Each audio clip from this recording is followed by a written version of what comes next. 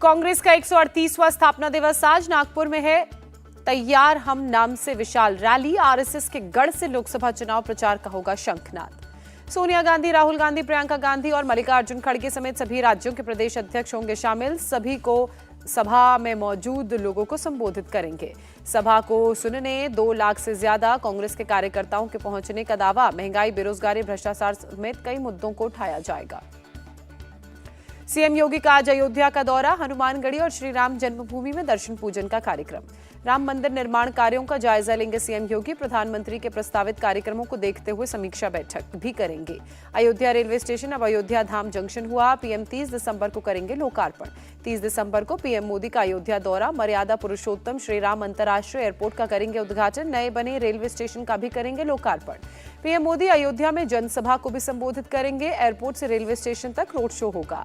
PM Modi Ayodhya में वंदे भारत और Amrit Bharat express को दिखाएंगे हरी झंडी। दौरे को लेकर तैयारियां तेज। राम जन्मभूमि मंदिर के मुख्य पुजारी आचार्य सत्येंद्र दास ने कहा, अयोध्या जंक्शन का नाम बदलकर अयोध्या धाम जंक्शन करना सीएम योगी का बहुत अच्छा कदम। भारत के साथ नेपाल में भी उत्सव का माहौल। नेपाल की पवित्र नदियों का जल अयोध्या लाया जा रहा है। शरद पवार ने राम मंदिर बनाने को लेकर खुशी जाहिर की। बोले, राम मंदिर निर्माण में शिवसेना के योगदान को लेकर कोई भी कंट्रोवर्सी नहीं करनी चाहिए। राम मंदिर की प्राण प्रतिष्ठा के लिए सजा अयोध्या धाम। पूरब में प्रवेश द्वार, दक्षिण से होगा निकास। 33 सीढ़ियां चढ़ने के बाद मंदिर में मिलेगी एंट्री। मंदिर की छत से लेकर खंभों पर खूबसूरत कारीगरी, पिलर्स पर उकेरी गई मूर्तियां। कांग्रेस नेता सैम पित्रोदा के बयान पर सियासत तेज हुई। कैलाश विजयवर्गीय ने उनकी सोच को विदेशी बताया। वीएचपी नेता आलोक कुमार ने कहा, सैम पित्रोदा का बयान कांग्रेस की सोच दर्शाता है। शरद पवार का बीजेपी पर निशाना, लोगों को जुटाने के लिए बीजेपी के पास राम मंदिर के अलावा कोई मुद्दा नहीं। राम मंदिर के प्राण प्रतिष्ठा समारोह में शामिल नहीं होंगी ममता बनर्जी। 22 जनवरी को है प्रोग्राम। भगवान राम को काल्पनिक बताने वाले अब दर्शन के लिए परेशान। डिप्टी सीएम केशव प्रसाद मौर्य का निशाना। अयोध्या दौरे पर deputy CM Keshav Prasad Maurya Shri Ram international airport का किया निरीक्षण। प्रयागराज में संगम तट पर सीएम योगी ने की गंगा पूजा। माघ मेला की तैयारियों का भी लिया जायजा। पहली बार 800 हेक्टेयर क्षेत्र में होगा माघ मेले का विस्तार। प्रयागराज में निरीक्षण के बाद बोले योगी आदित्यनाथ। दिल्ली में आज और कल देश भर के मुख्य सचिवों के राष्ट्रीय सम्मेलन का आयोजन। पीएम मोदी सम्मेलन की करेंगे अध्यक्षता। सम्मेलन का मुख्य विषय ईज ऑफ लिविंग है। भूमि, बिजली, पेयजल, स्वास्थ्य और स्कूली शिक्षा जैसे मुद्दों पर हो सकती है चर्चा। दिल्ली के दौरे पर आज जा रहे हैं सीएम नीतीश कुमार। जेडीयू के राष्ट्रीय पदाधिकारियों की होनी है बैठक। 29 दिसंबर को दिल्ली में होगी पार्टी की अहम बैठक। फर्स्ट हाफ में जेडीयू की राष्ट्रीय कार्यकारिणी और सेकेंड हाफ में राष्ट्रीय परिषद की होगी बैठक। बैठक में ललन सिंह भी शामिल होंगे। बिहार में सियासी उलटफेर की अटकलों के बीच अहम माना जा रहा है दौरा। सूत्रों के हवाले से खबर, जेडीयू में टूट का खतरा। जेडीयू के 11 एमएलए ने की गुप्त बैठक। बिना बताए विधायकों ने बैठक की। ललन सिंह के इस्तीफे की खबरों को विजय चौधरी ने गलत बताते हुए कहा, महागठबंधन पूरी तरह से एकजुट है।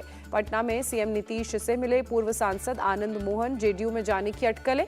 केंद्रीय मंत्री अमित शाह आज जाएंगे तेलंगाना। पार्टी की बैठक में लोकसभा चुनावों की तैयारियों पर करेंगे चर्चा। चार मीनार, भाग्यश्री, लक्ष्मी मंदिर भी जा सकते हैं अमित शाह। स्मृति ईरानी का आज अमेठी का दौरा। दिव्यांगजनों को कृत्रिम उपकरण यंत्र बांटेंगी। संकल्प यात्रा कार्यक्रम में शामिल होंगी। सुप्रीम कोर्ट के निर्देश के बाद पंजाब और हरियाणा सतलुज यमुना लिंक पर आज फिर बात करेंगे। चंडीगढ़ में दोनों राज्यों के सीएम के साथ केंद्रीय मंत्री गजेंद्र सिंह शेखावत की बैठक। आरएसएस प्रमुख मोहन भागवत 3 दिवसीय असम दौरे पर माजुली पहुंचे। आज धर्म गुरुओं के सम्मेलन को संबोधित करेंगे। भारत के विदेश मंत्री डॉक्टर एस जयशंकर ने रूस के राष्ट्रपति व्लादिमीर पुतिन के साथ बैठक की। पुतिन को प्रधानमंत्री मोदी के नाम की एक चिट्ठी भी दी। बैठक के दौरान पुतिन ने पीएम मोदी को रूस आने का न्योता दिया। विदेश मंत्री एस जयशंकर रूस के दौरे पर हैं। 2024 को लेकर राहुल गांधी निकालेंगे भारत न्याय यात्रा। 14 जनवरी से शुरू होगा सफर। 6200 किलोमीटर की पूरी होगी पदयात्रा।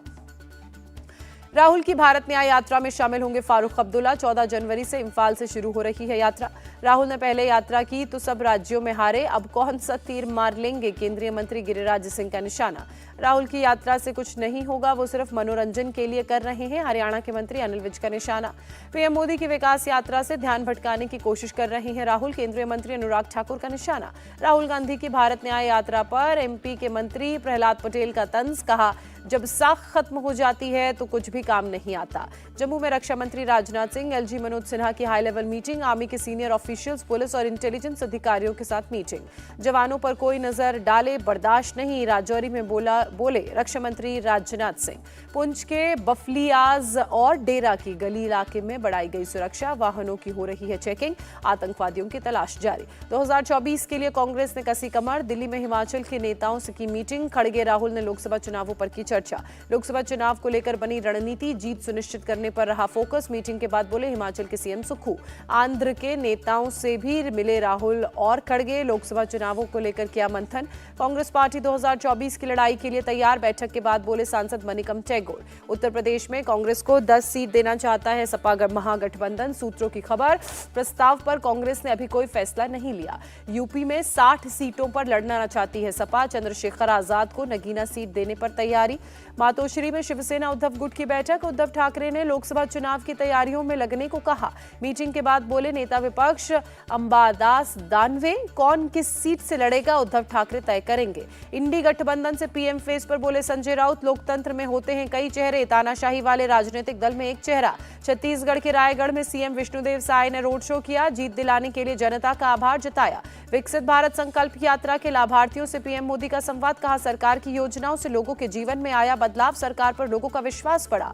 मुस्लिम लीग जम्मू कश्मीर पर केंद्र सरकार ने बैन लगाया, देश विरोधी गतिविधियों में शामिल होने पर कार्रवाई। गृहमंत्री अमित शाह ने कहा मोदी सरकार का स्पष्ट संदेश है, भारत की एकता संप्रभुता के खिलाफ काम करने वाले नहीं बख्शे जाएंगे। मध्य प्रदेश के गुना में यात्रियों से भरी बस और डंपर में टक्कर, हादसे में 13 लोगों की दर्दनाक मौत, 17 घायल, अस्पताल में इलाज के लिए भर्ती। गुना से आरोन जा रही थी बस, डंपर और बस की आमने सामने से हुई टक्कर, बस में थे 30 यात्री सवार। टक्कर के बाद सड़क पर बस पलटी, बस में आग लगी, कई यात्रियों के शव आग में पूरी तरह से झुलसे, शवों को पहचानना भी मुश्किल हुआ। आग लगने के दौरान कुछ यात्री खुद से बस से बाहर निकले, यात्रियों ने पुलिस और फायर ब्रिगेड को दी जानकारी। यात्रियों के मुताबिक करीब 1 घंटे तक नहीं पहुंची मदद। गुना हादसे पर सीएम ने जांच के आदेश दिए, सीएम ने किया मुआवजे का ऐलान, मृतकों के परिजनों के लिए 4-4 लाख रुपए और घायलों को 50-50 हजार रुपए की आर्थिक सहायता का ऐलान। दिल्ली की सुनहरी मस्जिद मामले में जमीयत उलेमाए हिंद कोर्ट का रुख करेगा, कहा पहले से इस मामले में कोर्ट में लड़ाई लड़ने वाले लोगों को कानूनी मदद भी दी जाएगी। सुनहरी मस्जिद को हटाना देश में अराजकता फैलाने की साजिश, रज़ाक आदमी का बयान। केंद्र सरकार पर भड़के सीएम भगवंत मान, रिपब्लिक डे परेड में पंजाब की झांकी को नहीं मिली मंजूरी। आईपीएस अधिकारी राजीव कुमार बने कार्यवाहक डीजी और आईजीपी, पश्चिम बंगाल सरकार ने की नियुक्ति। इजरायली एम्बेसी पर हमले की जांच में जुटी एनआईए, सीसीटीवी फुटेज में दिखे 2 संदिग्ध, रूट मैप और मोबाइल लोकेशन से जांच। दिल्ली पुलिस की 12 टीमें जांच में जुटी, 1000 से ज्यादा सीसीटीवी कैमरे चेक किए गए। घटना के बाद बढ़ाई गई सुरक्षा, गंगा सागर मेले की होगी कड़ी सुरक्षा, सीसीटीवी और ड्रोन से होगी निगरानी। भीड़ नियंत्रण करने के लिए 200 किलोमीटर तक होगी बैरिकेडिंग। जम्मू कश्मीर में हंदवाड़ा में ड्रग्स तस्कर पर एक्शन, आमिर मुख्तियार की संपत्ति जब्त। आरबीआई को धमकी भरा ईमेल भेजने का मामला, मुंबई पुलिस ने 3 आरोपियों को हिरासत में लिया। बेंगलुरु में कन्नड़ रक्षा वैदिके संगठन का प्रदर्शन, दुकानों पर दूसरी भाषा में लिखे बोर्ड तोड़े। नए साल पर राजस्थान की उज्ज्वला लाभार्थियों को सौगात, 450 रुपए में गैस सिलेंडर मिलेगा, सीएम भजनलाल ने ऐलान किया। पंजाब में इस साल 60 एनकाउंटर हुए, जिनमें 9 गैंगस्टर्स मारे गए, 482 की गिरफ्तारी हुई, आईजी सुखचैन गिल ने दी जानकारी। जयपुर में लड़की को कार से कुचलने के मामले में पुलिस को सफलता हाथ लगी, आरोपी मंगेश अरोड़ा को गिरफ्तार किया। जयपुर में युवती को कार से कुचलने वाले मंगेश अरोड़ा का गैंगस्टर कनेक्शन भी आया सामने, मंगेश के गैंगस्टर ऋतिक बॉक्सर से जुड़े होने के तार मिले। हत्या में शामिल कार का वीडियो सामने आया, कार पर लगा है विधायक का स्टिकर। 2019 का विधानसभा का एंट्री पास भी लगा है कार पर। राजस्थान के झालवाड़ में महिला के साथ गैंगरेप, 2 अज्ञात लोगों ने घटना को दिया अंजाम। मध्य प्रदेश के नर्मदापुरम में रेप के आरोपी के खिलाफ प्रशासन का एक्शन, आरोपी के अवैध निर्माण पर प्रशासन का बुलडोजर चला। अगरतला में पुलिस ने एक ट्रक गांजा जब्त किया, पुलिस ने गांजा लेकर जा रहे ट्रक ड्राइवर को भी गिरफ्तार किया। मुंबई के मलाड में एक शॉपिंग सेंटर में आग लगी, मौके पर पहुंची फायर ब्रिगेड की टीम ने कड़ी मशक्कत के बाद आग पर काबू पाया। शॉपिंग सेंटर की पहली मंजिल पर आग लगी, आग से किसी तरह की जानी नुकसान की खबर नहीं। मध्य प्रदेश के खंडवा में अवैध गैस गोदाम में आग लगी, गोदाम में रखे करीब 2 दर्जन सिलेंडरों में धमाके, सिलेंडर ब्लास्ट से आसपास के इलाकों में दहशत। हादसे में 7 लोग घायल, सभी को अस्पताल में कराया गया भर्ती। यूपी के महाराजगंज में निर्माणाधीन मैरिज हॉल की छत गिरी, हादसे में 2 लोगों की मौत। पटना के बाहरी बेगमपुर में जबरिया शादी का मामला आया सामने, लड़के के पिता ने लड़की के परिवार पर केस दर्ज किया। दिल्ली में शीतलहर जारी, शहर में छाया घना कोहरा, एयरपोर्ट रोड पर गाड़ियों की स्पीड हुई कम। उत्तर प्रदेश के नोएडा में ठंड बढ़ने के साथ कोहरे ने दी दस्तक, सड़कों पर गाड़ी चलाने वालों को हो रही परेशानी।